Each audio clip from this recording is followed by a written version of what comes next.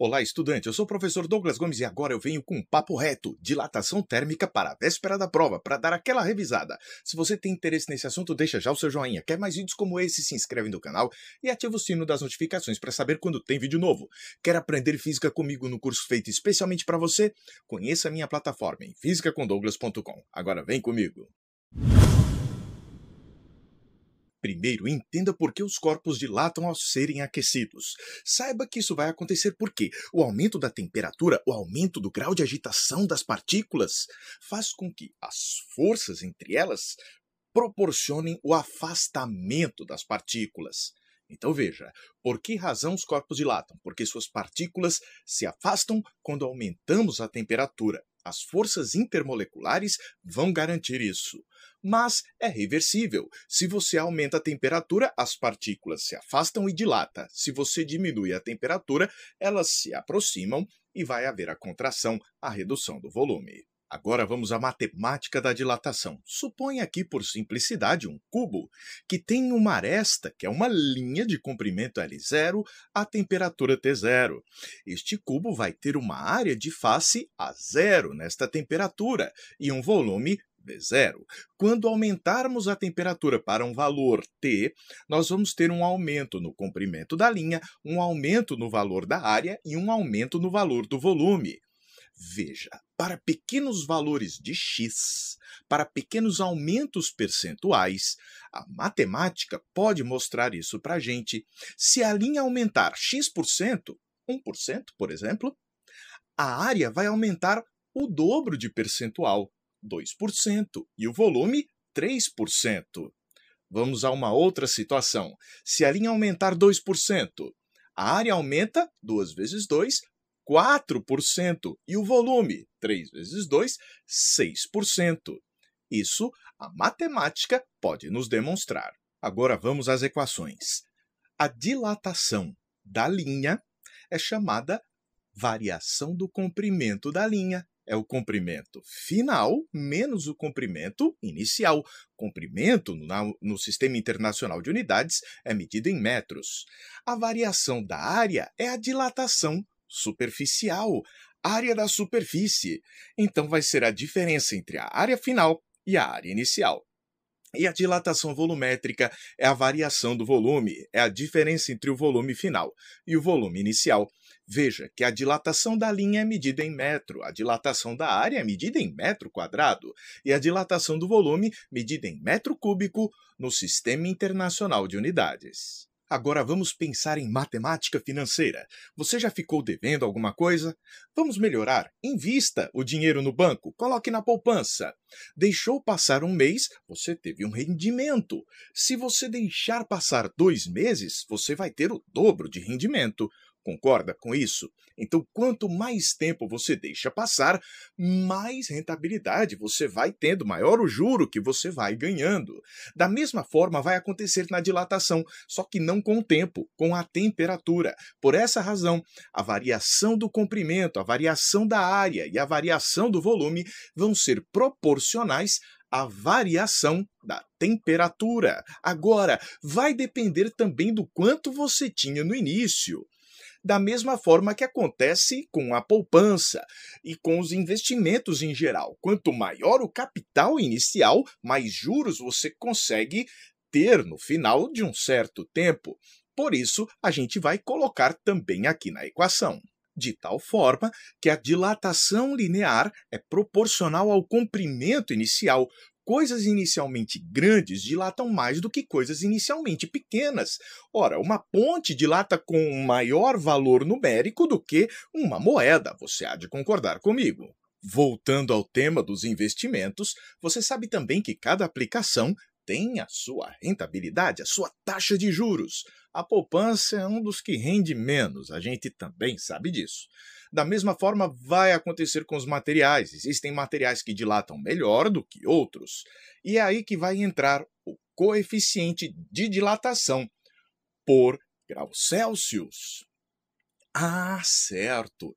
E cada material vai ter o seu coeficiente para a dilatação linear, o coeficiente para a dilatação superficial e o coeficiente para a dilatação volumétrica, que serão, respectivamente, alfa, beta e gama.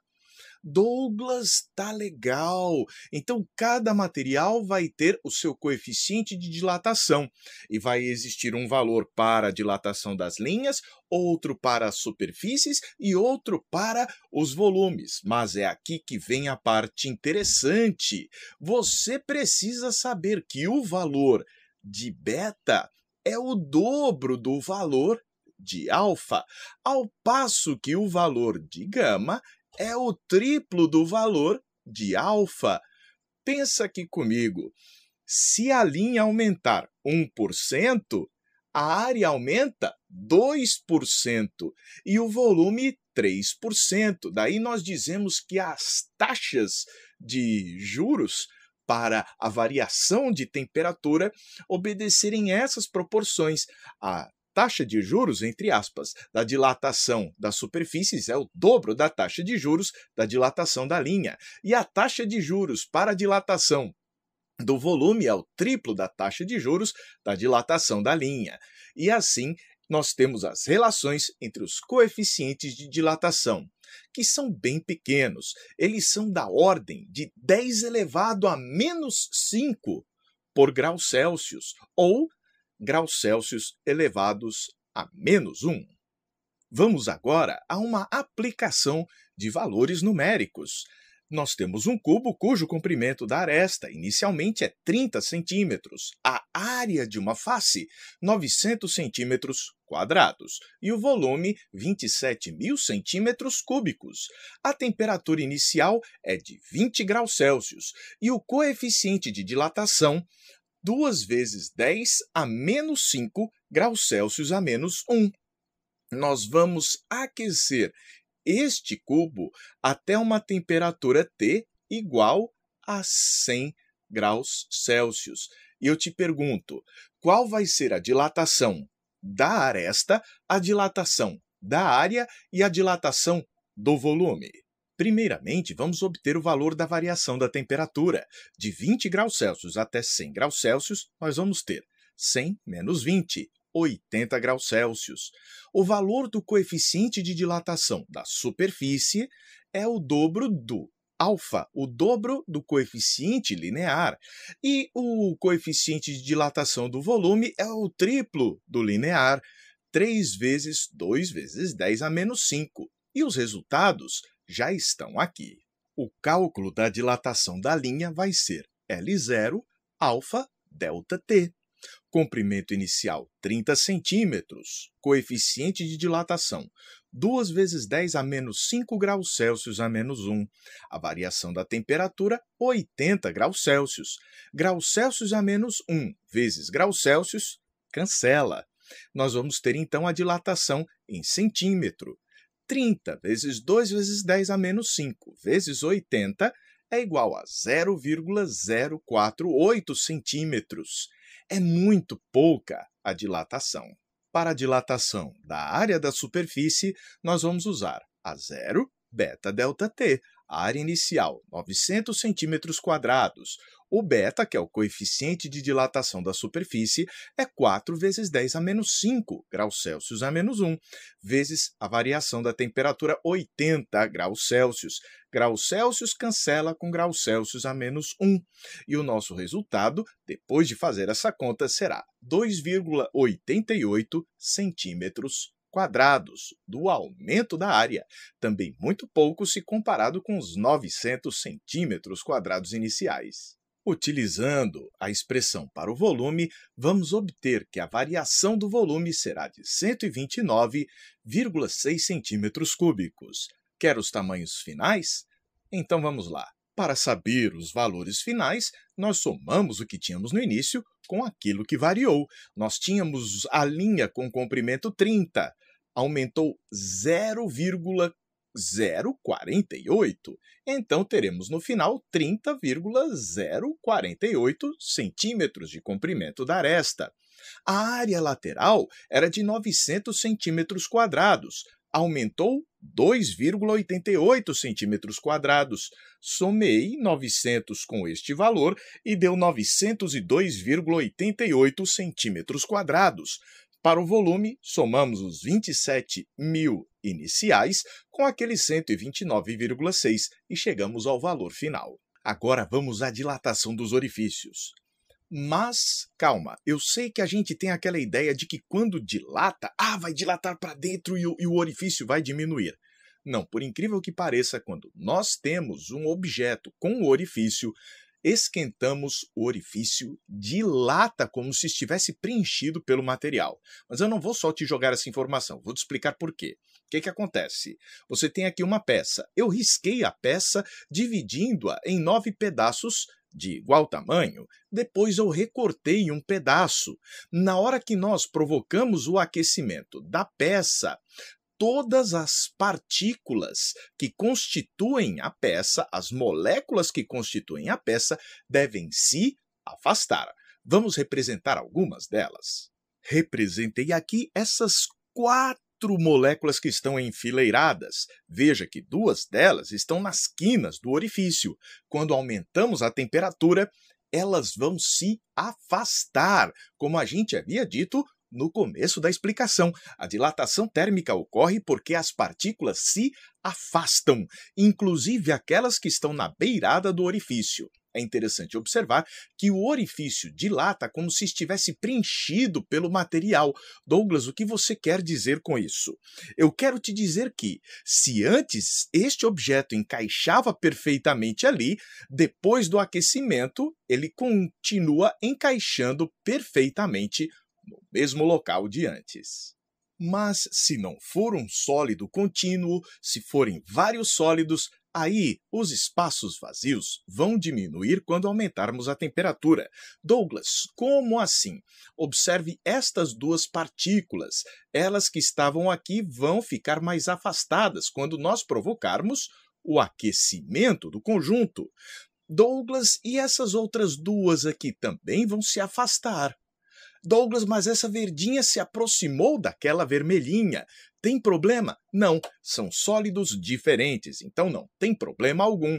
Então, cuidado, aqui os espaços vazios vão diminuir se você esquentar. Por que pode acontecer isso? Porque são sólidos diferentes.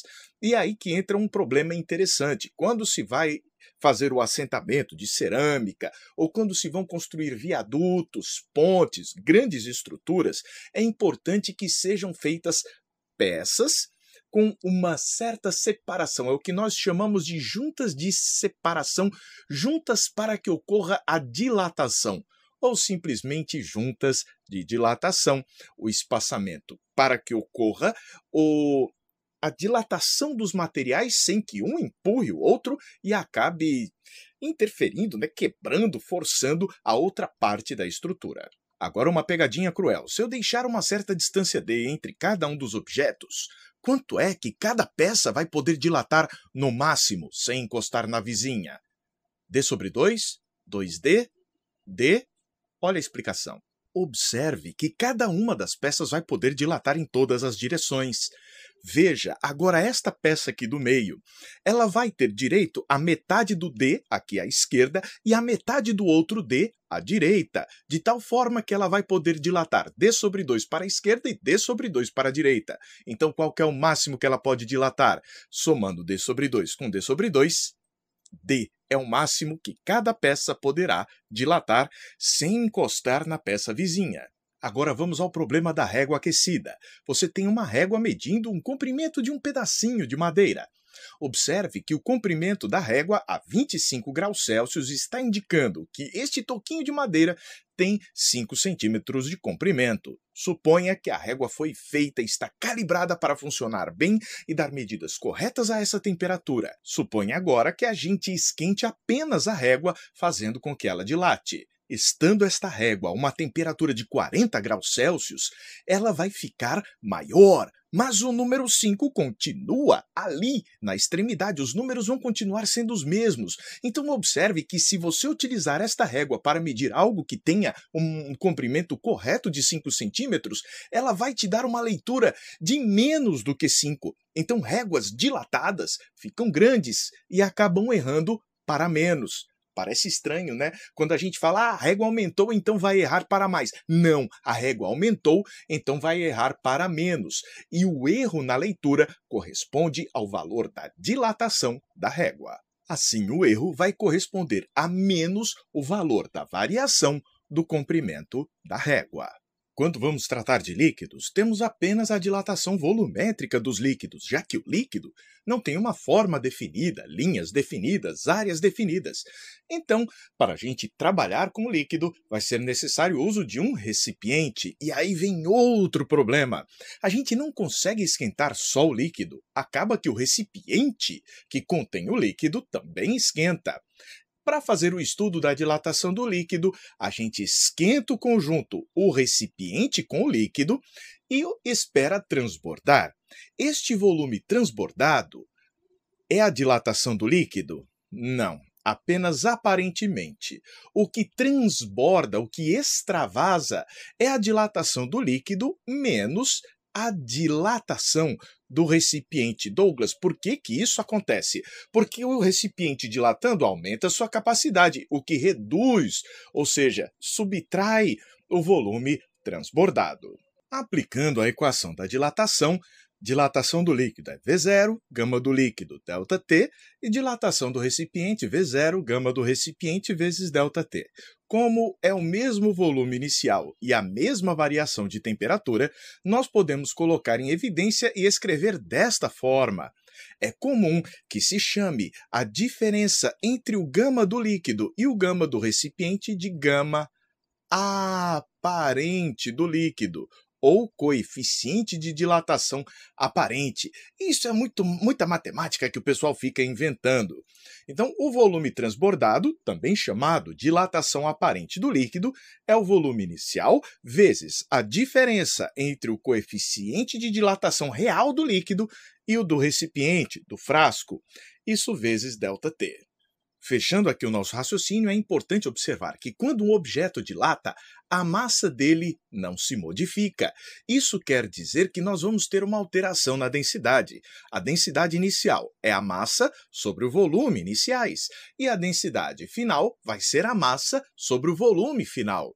A massa é a mesma, mas o volume aumentou. Se eu estou dividindo por um valor maior, o resultado da divisão fica pequeno. Os corpos, quando dilatam, diminuem sua densidade.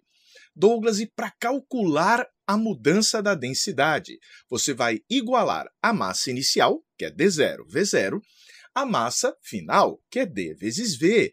Fazendo isso, você usa a sua matemática para chegar à expressão calculando a densidade final.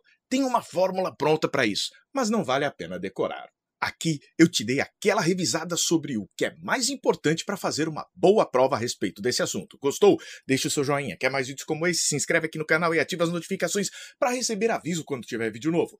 Quer aprender física comigo no curso feito especialmente para você? Conheça a minha plataforma em fisicacondouglas.com. Um forte abraço e até a próxima. A gente se vê.